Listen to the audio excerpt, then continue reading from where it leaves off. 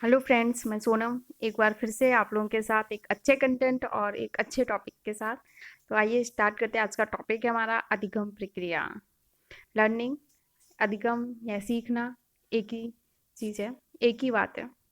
तो आइए स्टार्ट करते हैं अपना टॉपिक। और आपको मेरा कंटेंट, मेरा वीडियो, मेरी मेहनत अच्छी लगे तो मेरे वीडियो को लाइक करें और जितना ज़्यादा पॉसिबल हो शेयर करें। हमारे चैनल को सब्सक्राइब करके बेल आइकन को प्रेस कर दें, जिससे मेरा जब भी कोई नया वीडियो आएगा तो वो आपके पास नोटिफिकेशन पहुंच जाएगा। तो आइए स्टार्ट करते हैं। Learning, what is learning, learning का रोल क्या है, कॉन्सेप्ट क्या है लर्निंग का, और लर्निंग के क्या क्या टाइप्स हो सकते हैं, और लर्निंग की क्या क्या कैरेक्टरिस्टिक है, ये लर्निंग प्रोसेस क्या है, ये हम सब इसमें डिस्कस करेंगे। तो लर्निंग, अगर आप सीखना सबसे सब लोग परिचित होंगे। सीखना एक बहुत कॉमन टर्म है। अगर आप इसी को सीखने को मनोविज्ञान की भाषा तो अधिगम, ठीक, कुछ अलग नहीं है। अधिगम और सीखना एक ही चीज़ है। तो सीखना क्या है, अधिगम क्या है? मनोवैज्ञानिक भाषा में सीखने को हम अधिगम कहते हैं। आप अभ्यास या अनुभवों द्वारा आपके व्यवहार में जो परिवर्तन आता है या परिवर्तन लाने की प्रक्रिया, उसको हम लर्निंग कहते हैं। जो सीखना होता है जब बच्चा पैदा होता है, इवन आप ये कह सकते हो कि गर्भ से ही सीखने लगता है। अभिमन्यु की कहानी से हमें इतना पता है महाभारत की, कि बच्चा गर्भ से ही सीखने लगता है। तो गर्भ से लेके जब तक इंसान जिंदा रहता है, वो कुछ ना कुछ सीखता रहता है। ये जीवन भर चलने वाली एक प्रक्रिया है। और हर परिस्थिति, क्या कंडीशन है और उसकी क्या आवश्यकता है, उसके अनुसार अनुसार ये है। कभी सीखना कम हो सकता है, कभी ज़्यादा हो सकता है। बहुत सारी कंडीशंस होती हैं उनके बेस पे, लेकिन सीखता हमेशा रहता है। जब तक वो रहता है इस दुनिया में, वो कुछ ना कुछ सीखने रहता है, सीखता रहता है। और सीखने के लिए कोई पर्टिकुलर जगह डिफाइन नहीं होती कि आप वहीं पर जाके सीख सकता है। अब वो बच्चा क्लास में ही सीख सकता है, नहीं, हर जगह सीख सकता है बच्चा, कहीं भी कभी भी। या कोई भी बच्चा नहीं, कोई भी कहीं भी कभी भी, सिर्फ बच्चा नहीं, कुछ भी सीख सकता है। तो इसे हम बोलते हैं लर्निंग। वैसे अगर आप जानो कि लर्निंग या सीखना अर्थ सब लोग जानते हैं कि मतलब नॉर्मल वर्ड क्या है। नॉर्मल सीखना, आप कुछ भी चीज़ सीखते हो, कुछ तो नॉर्मल शब्द सब लोग जानते हैं कि सीखना क्या है।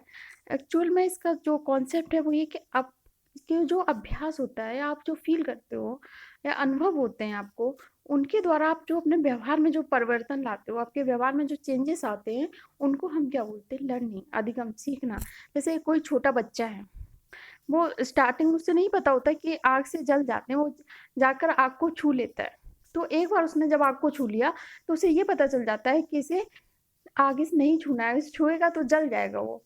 क्योंकि अब उसे अभ्यास, इसके द्वारा, इस अभ्यास से वो अपने व्यवहार में परिवर्तन लाएगा। आगे से जब भी वो आग को देखेगा, वो उसे नहीं टच करेगा। तो इस जो अभ्यास से या अनुभवों से, या ये उसे अनुभव हुआ कि इससे जल जाते हैं, तो इसके द्वारा जो व्यवहार में जो परिवर्तन लाने की प्रक्रिया है, उसी को हम क्या बोलते हैं? अधिगम या लर्निंग। और लर्निंग एक निरंतर चलने वाली एक सार्वभौमिक प्रक्रिया है, हमेशा चलती है।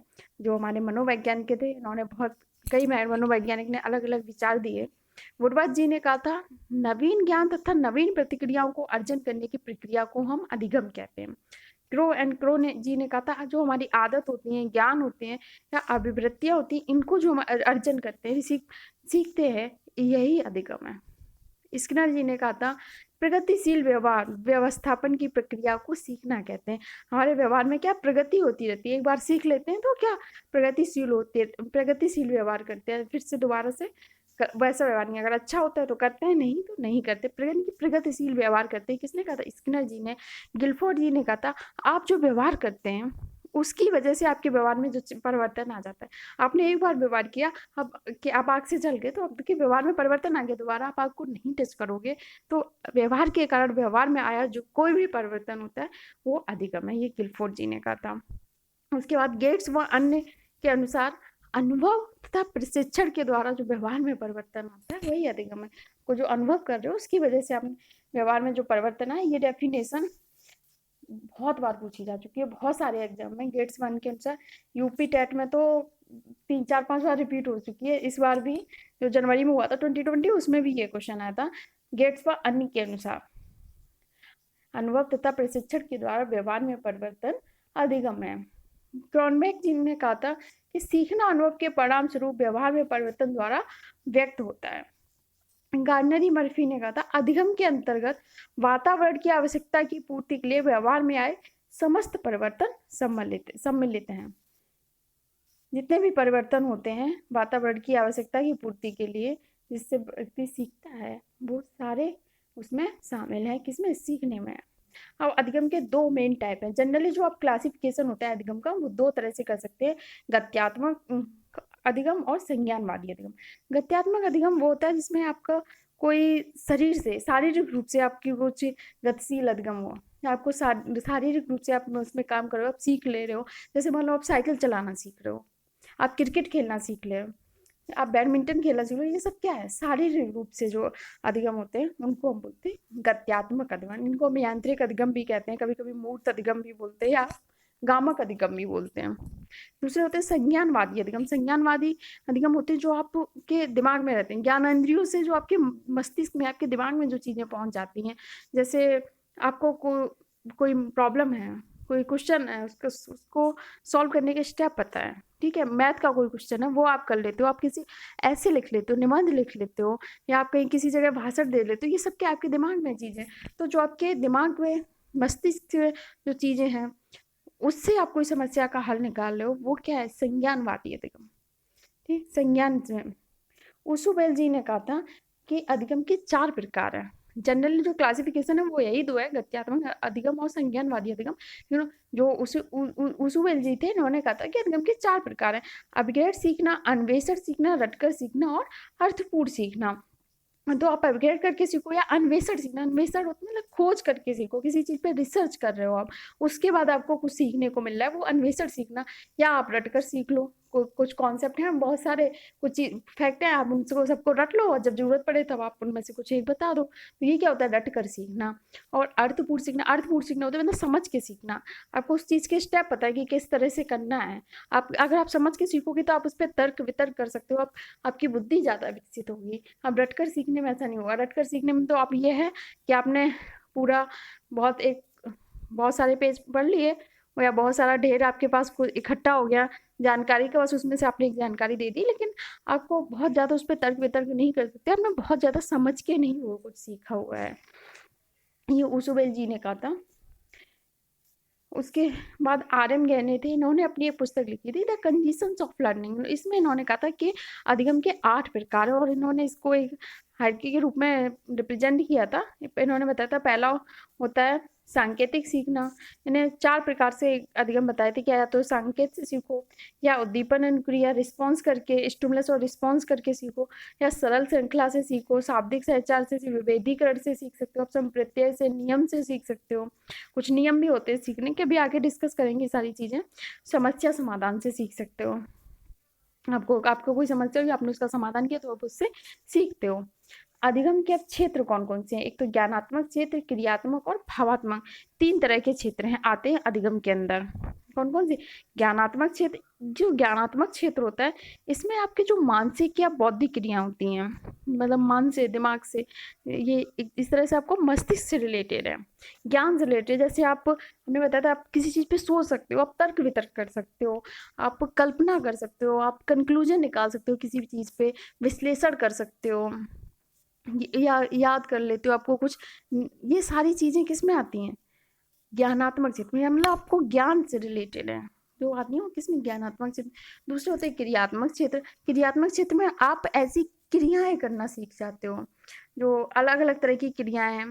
जैसे मान लो आप चल रहे हो, दौड़ रहे हो, नाच रहे हो, कूद रहे हो, खाना बनाना सीख रहे हो, या कुछ मतलब सुनना सीख रहे हो, किसी चीज़ को छूना सीख रहे हो। तो ये सब चीज़ें किस में आती हैं? क्रियात्मक क्षेत्र में। मतलब आप कुछ ना कुछ क्रिया कर रहे हो, आपके शारीरिक रूप से कुछ क्रिया हो रही है, तो इनको बोलते हैं क्रियात्मक क्षेत्र। और भावात्मक क्षेत्र में वो क्षेत्र आते हैं जो जिनकी आप ये सोचो कि आप अपने हर्ट से आपको फील होती है, बाय हर्ट हम कहते हैं ये दिल पे लग गई, तो ये क्या दिल से फील होती है, जो हर्ट पे आपके हृदय को अनुभूति होती है कुछ चीज़ को, वो चीज़ आती है भावात्मक क्षेत्र में। जैसे सुख दुख हुआ, या आप डर रहे हो, सहम रहे हो, या किसी से ईर्ष्या होती है, गुस्सा आता है, तो प्रेम होता है, या घृणा होती है। तो ये सारी चीज़ें किस में आती हैं? भावात्मक क्षेत्र में। ये सीखने के क्षेत्र है, अधिगम के क्षेत्र है। अब जो स्टेप्स हुए लर्निंग प्रोसेस में, यानी कि अधिगम प्रक्रिया के जो चरण है, आप किस तरह से सीखते हो, तो वो चरण है, अगर आप देखो, सबसे पहले मोटिवेशन। मोटिवेशन क्या है? प्रेरणा। अगर आप सीख रहे हो तो सीखने के लिए जो व्यक्ति है उसको सबसे पहले क्या चाहिए? प्रेरणा चाहिए। सबसे अंदर, सबसे पहले जब वो कुछ सीखता है तो सबसे पहले मनुष्य के अंदर क्या जागृत होती है? प्रेरणा, मोटिवेशन आता है सीखने के लिए। तो क्या है? पहला प्रेरणा। ठीक, क्या किसके अंदर? मनुष्य के अंदर सबसे पहले क्या थी?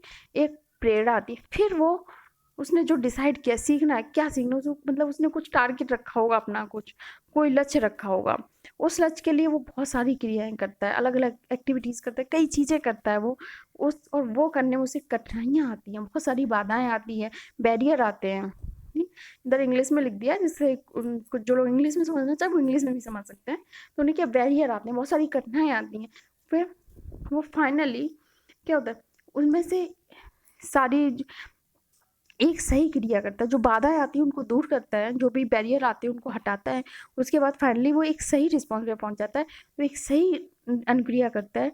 उससे उसको हिम्मत मिलती है, और इससे जब वो सही अनुक्रिया हो जाती है, करेक्ट रिस्पॉन्स आ जाता है, तो उसको रेनफोर्समेंट मिलता है, यानी उसको पुनर्बलन मिलता है, उसको फिर से हिम्मत मिलती है।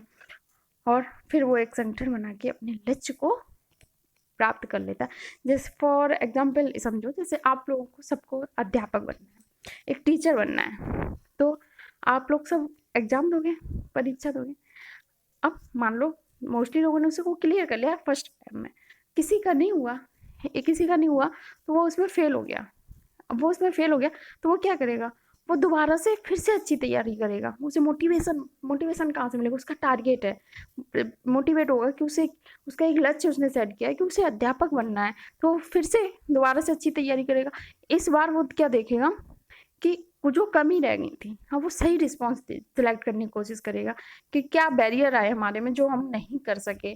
तो इस बार हो सकता है उसने बहुत थोड़ा सा पढ़ा हो, जी, तो इस बार उसने क्या किया? उसने नोट्स भी बनाए, ठीक, कई बुक्स की हेल्प ली, और यूट्यूब पर वीडियो की भी हेल्प ली। तो वीडियो की भी जब हेल्प ली, नोट्स भी बनाए, बुक से भी पढ़ा, पूरी एक प्रॉपर तैयारी की, फिर से उसने एग्ज़ाम दिया, और वो क्वालिफाई कर लिया, और अब टीचर बन गया। तो फाइनली क्या किया उसके? उसने अपने लक्ष्य को प्राप्त कर लिया।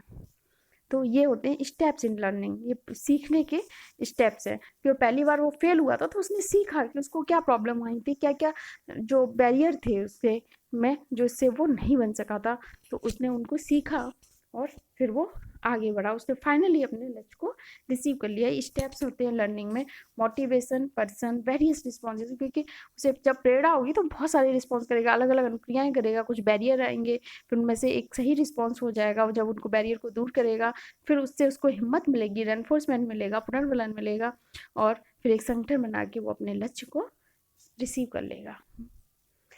अब अधिगम को प्रभावित करने वाले कारक, factors which affect the learning process, जो लर्निंग प्रोसेस को अफेक्ट करते हैं, वो कौन कौन से कारण हो सकते हैं? इस सबसे बड़ा कारण सीखने की इच्छा। जो बालक है उसके अंदर सीखने की इच्छा, अगर बालक कोई बच्चा है उसके अंदर सीखने की बहुत अच्छा, तो वो बहुत जल्दी सीख लेगा। अब एक बच्चा, उसको सीखने में कोई इंटरेस्ट ही नहीं है, तो वो नहीं सीख पाएगा उस तरह से। तो सबसे पहले तो आप अध्यापक बनने जा रहे हो, तो आपके लिए सारी चीज़ें हैं कि आप बच्चों को किस तरह से उन्हें सिखाना है। तो आप सबसे पहले बच्चों को अंदर सीखने की इच्छा जागृत करो, आप उनके अंदर रुचि पैदा करो, उनके अंदर जिज्ञासा पैदा करने की कोशिश करो, इंटरेस्ट, उनके अंदर इंटरेस्ट लेके आओ, जिससे वो जिज्ञासु बन सके, और उनको प्रेरणा दो। मोटिवेशन, मोटिवेशन बहुत ज़रूरी है। ये एक इंटरनल फैक्टर होता है, मतलब आंतरिक कारक होता है, लेकिन सीखने में बहुत ज़्यादा हिम्मत दे, मतलब बहुत आगे ले जाता है, बहुत हेल्प करता है। जैसे आप किसी की प्रशंसा कर रहे हो बच्चों की, उसे प्रोत्साहित कर रहे हो, और उसके लिए कोई कॉम्पिटिटर भी है, तो इससे क्या होता है? बच्चा सीखने में बहुत आगे जाता है, सीखना बहुत जल्दी कर देता है। वो कॉम्पिटिशन, मतलब उसकी नहीं, कॉम्पिटिशन करने लगता है अपने आस पड़ोस के बच्चों से, कि नहीं, मेरा इससे कंपटीशन है, मैं इससे ज़्यादा मार्क्स लेके आऊँगा। तो इस चीज़ से भी बच्चों को सीखने में तेज़ी आती है, बशर्ते कि जो कंपटीशन बच्चा कर रहा हो कि वो हेल्दी कंपटीशन हो। विषय सामग्री से, ये सॉरी गलत लिख गया, विशेष नहीं, यहाँ विषय सामग्री होगा। एक अच्छी सामग्री होनी चाहिए पढ़ने की। अब जैसे आपने जो बच्चा है उसके सामने एक डायरेक्ट खूब कठिन सी सामग्री उसके सामने ला के रख दी, तो बच्चा कभी नहीं सीख पाएगा, क्योंकि ज़्यादा कठिन चीज़ में बच्चा डायरेक्ट इंटरेस्ट नहीं ले पाएगा। तो जो सामग्री हो आप इस तरह से बनाओ कि सरल चीज़ों को वो आसानी से सीख जाएगा, फिर कठिन की तरफ जाओ। एक स्टार्टिंग कहाँ से करो, सरल से कठिन की ओर ले जाओ। इस तरह की सामग्री बनाओ, नियोजित तरीके से हो। ये नहीं कि आपने पहले कुछ भी पढ़ा दिया कठिन सा, आप फिर सरल सा पढ़ा रहे हो, नहीं, पहले से सरल एक स्टेप बाय स्टेप पढ़ाओ उसको। शिक्षण विधि, आप बच्चों को सिखाने के लिए जो ऐसी टेक्निक यूज करो जिससे में बच्चा इंटरेस्टेड हो। जैसे आप खेल पद्धति यूज कर सकते हो, खेल खेल में बच्चों को सिखाना, ठीक। और करके सीखने, बच्चों को करके सीखने में बहुत मज़ा आता है, तो आप करके सीखने की विधि यूज़ कर सकते हो। तो आपकी जो शिक्षण विधि होगी बच्चों के हिसाब से करो आप, तो जिससे क्या होगा, वो थोड़ी इफेक्टिव होगी बच्चों को। बुद्धि या स्मरण शक्ति, अब ये तो एक ये बात होगी कि जो बच्चा थोड़ा ज़्यादा बुद्धिमान होगा वो थोड़ी जल्दी सीख लेगा, उसकी स्मरण शक्ति थोड़ी अच्छी होगी। परिपक्वता, जब बच्चा परिपक्वता का मतलब है कि वो फिजिकली और मेंटली, शारीरिक और मानसिक दोनों रूप से वो फिट होना चाहिए, परिपक्व होना चाहिए। तो जब परिपक्व होगा, तैयार होगा, तो वो ऐसे बालक होते हैं वो सीखने के लिए हमेशा तैयार रहते हैं, हमेशा रेडी रहते हैं, तो वो और जल्दी सीख लेगा। शारीरिक स्वास्थ्य, जो हेल्थ है वो अच्छी होनी चाहिए। अब आप खुद सोच लो, आप जब खुद बीमार हो गए तो आप पढ़ने में ज़्यादा इंटरेस्ट नहीं लोगे, आपको उससे नहीं पढ़ा जाता। तो इसी तरह से बच्चा अगर बीमार होगा, इल होगा, तो वो सीखने में कम इंटरेस्ट लेगा। सीखने का समय भी बहुत असर डालता है। सुबह बच्चा ज़्यादा सीखता है, सुबह कॉलेज जाता है, वो बहुत एंथुसियास्टिक होता है, मतलब उत्साहित होता है, तो वो बहुत जल्दी जल्दी चीज़ों को सीख लेता है, लेकिन धीरे धीरे वो थकता जाता है, उसके अंदर थकान आने लगती है और बाद के टाइम में वो थोड़ा कम सीखता है। वातावरण, वातावरण का भी बच्चे पे बहुत असर पड़ता है कि अगर शांत वातावरण हो, अच्छी लाइटिंग हो, वहाँ पे अच्छी हवा हो, तो वो बच्चा जल्दी सीखेगा, अच्छे से सीख लेता है, सीखने में तेज़ी आती है। ये थे फैक्टर्स जो हमारी लर्निंग को या हमारे सीखने को या बच्चे को सीखने को अफेक्ट करते हैं। तो आपको ध्यान देना है, क्योंकि आप अध्यापक बनने जा रहे हो, तो बच्चों को किस तरह से डील करना है ये यहाँ पर बताया गया है। अब कुछ क्वेश्चन जो एग्जाम में पूछे गए हैं, अधिगम, अनुभव और प्रशिक्षण के परिणामस्वरूप व्यवहार में परिवर्तन है, यह कथन किसके द्वारा दिया गया। हमने बताया बहुत बार 2016 में आया था, 2020 में भी आया, गेट्स व अन्य, जनवरी में जो हुआ था उसमें गेट्स व अन्य ने दिया। आदतों, ज्ञान तथा अभिवृत्तियों का अर्जन ही अधिगम है, यह कथन किसका है, ये एवं क्रो जी ने कहा था कि आदतों, ज्ञान तथा अभिवृत्तियों का अर्जन ही अधिगम है। व्यवहार के कारण व्यवहार में आया कोई भी परिवर्तन अधिगम है, हमने किसने कहा था, गिलफोर्ड ने जी ने। व्यवहार के कारण, आप कोई व्यवहार करते हो, आपको जल जाते हो आग से, तो आपके व्यवहार में परिवर्तन आ गया, यही क्या सीखना है, यही अधिगम है। आशुविल के अनुसार किस प्रकार के अधिगम में समस्या का समाधान निहित होता है, रटकर सीखना। आप कुछ चीज रट के सीख लो तो आपको समस्या का समाधान होगा, नहीं होगा। अर्थपूर्ण सीखना, खोजपूर्ण सीखना, अर्थ समझ के सीखते हो या खोज करके सीखते हो, निरंतर सीखते जाते हो। अब इसका आंसर आप लोग, एक ऑप्शन तो मैंने बताई, हटा ही दिया, रटकर सीखना। बाकी 3 में आप लोग मुझे इसका जवाब कमेंट बॉक्स में करना, कि लास्ट क्वेश्चन है ये आप लोगों के लिए है, और सभी लोग इसका जवाब कमेंट बॉक्स में दें। और इसके आगे अधिगम में अभी बहुत सारे टॉपिक हैं, कि अधिगम के सिद्धांत, अधिगम के नियम, और अलग अलग मनोवैज्ञानिक के व्यवहारवाद, संज्ञानवाद। तो अधिगम थोड़ा बड़ा टॉपिक है, इसे मैं कई वीडियो में बनाऊंगी ईजिली। आप लोग ईजिली थोड़ा थोड़ा पढ़िए और अच्छे से पढ़ते रहिए। और लॉकडाउन चल रहा है अभी फ़िलहाल, तो इसका पूरा फ़ायदा उठाइए, पढ़ते रहिए हमारे साथ, और अपने सपनों को ज़िंदा रखिए। आपको अध्यापक बनना है तो मेहनत करते रहिए, अपने आप को थकने मत दीजिए। आइए हमारे साथ, हमारे वीडियो देखिए, और कोई प्रॉब्लम हो, आपको किसी टॉपिक पे पर्टिकुलर वीडियो चाहिए हो, तो आप लोग मुझे कमेंट कर सकते हैं, मैं उस पर वीडियो बनाऊंगी। चलिए, थैंक यू, और नेक्स्ट टॉपिक नेक्स्ट क्लास में।